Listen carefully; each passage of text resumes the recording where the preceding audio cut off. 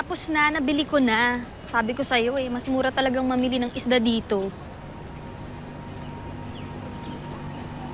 Alam mo, ang dami mong reklamo eh. No?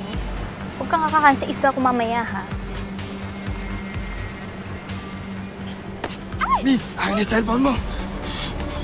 Teka lang mo, hindi po ako mayaman. Sabi ko kasi, akin na yan. Dami pa sinasabi.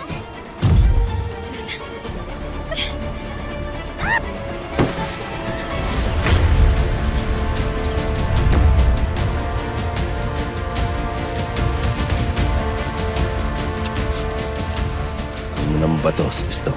Ay, ikaw pala yan, Feng. Wala. Nahulgad din yung cellphone niya. Kinuha ko lang. Balik mo. Babalik mo. Op.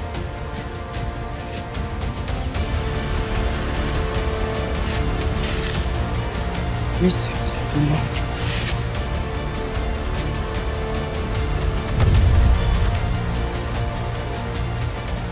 Sa susunod na ulitin mo to, Estong, ha? Naiintindihan mo naman, di ba? Oo, Lolo. Pasensya na. Sige na, umigil. Miss, ayos ka lang ba? Sinaktan ka ba niya? Okay lang ako, salamat. Kilala mo? Oo, matagal na sigayan dito sa amin, eh. Pero maayos naman, nakakausap naman yan. Buti naman may takot siya sa'yo. Takot lang yan dahil alam niya may mali siyang ginagawa. Pero ikaw ba, Miss, wala ka bang kasama? Delikado kasi dito sa amin, eh. Baka mabuti pa siguro kung ihatid kita sa inyo. Ay, hindi na. Salamat na lang.